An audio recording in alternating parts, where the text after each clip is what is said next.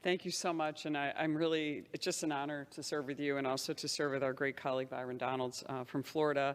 And thank you for hosting this very important special order to celebrate and recognize Black History Month. Upstate New York has a strong abolitionist history, and I'm honored to highlight the stories of our region's abolitionist heroes today. These individuals played a pivotal role in bringing our nation's founding ideals to fruition following the brutal failure of slavery in our early days. Not many people outside New York realize just how rich our history is within the abolitionist movement. Fortunately, I had the opportunity to visit a few of these sites with Congressman Owens back in October, which we later recalled and memorialized on the House floor in January in another special order. Many of these sites, such as the Garrett Smith Estate National Historic Landmark and the National Abolition Hall of Fame and Museum, are located in the heart of my district in Peterborough, Madison County, New York. The Garrett Smith Estate National Historic Landmark is named for Garrett Smith, a wealthy New York landowner and one-term member of the House of Representatives, coincidentally represented the 26th district as I do now. Smith put his wealth to good use by fervently supporting the abolitionist movement. He truly put his wealth behind his beliefs and promoted the rights of individuals to have life, liberty, and the pursuit of happiness. For nearly 40 years, Smith dedicated his whole heart to the abolitionist cause. Other notable abolitionist heroes such as Harriet Tubman, Frederick Douglass, William Lloyd Garrison, and Elizabeth Cady Stanton all made their way to the Smith estate at one point or another to participate in Smith's good works. Peterborough, New York, became a haven for fugitive slaves because of Garrett Smith's courage and undying vision for a better, more equal America. Garrett donated much of his farmland to escaped slaves so that they could become self-sufficient and avoid slave hunters.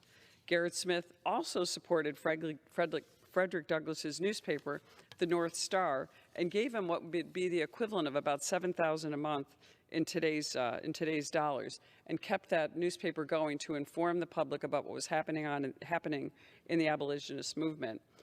His home became a stop along the famous Underground Railroad, where people would come for shelter, food, support. Hundreds of enslaved people found their way to freedom because of Garrett Smith's valor and generosity. Down the road in Peterborough, you will find also the National Abolition Hall of Fame and Museum. This fixture of the community is located in the same building where the first ever meeting of the New York State Anti-Slavery Society was held in 1835.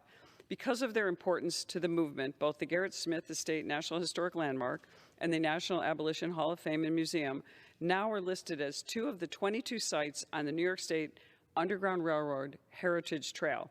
The abolitionist, Reverend Henry Highland, once told an old friend by the name of Frederick Douglass, there are two places where slaveholders cannot come. There's heaven and there's Peterborough.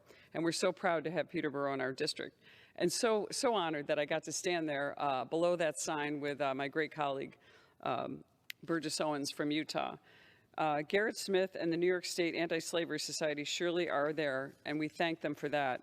We also want to celebrate Black History Month and recognize the many accomplishments of so many Black Americans.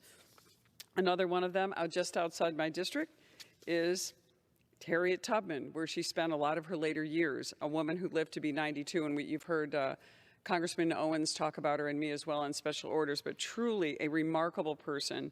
We stood in awe of Harriet Tubman's accomplishments, her tenacity. She was strong, she was compassionate, she was courageous, she was kind.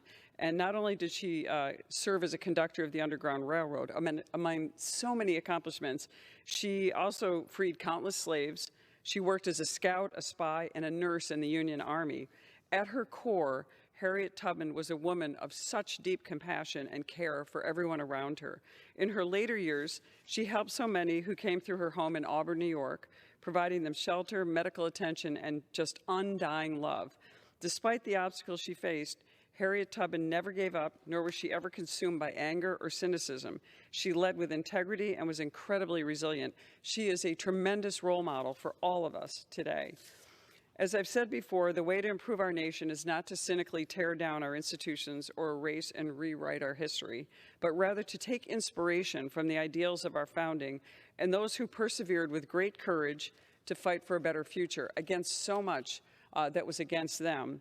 And people like Frederick Douglass and Harriet Tubman are just great Americans, tremendous Americans, and part of our history, and so many contributed to their ability to achieve the goals to finally eradicating slavery and bringing us today where we are today in celebrating Black History Month for such a long period of time in our country, as Congressman Clyburn mentioned earlier. And I just want to again thank Congressman Donalds and also Congressman Owens for their great leadership on behalf of our side of the aisle, and also on representing and protecting our institutions of freedom, human rights, individual rights, and all that they do as great Americans. I'm honored to be able to be here with them today, and I yield back. Thank you so much again for your great generosity.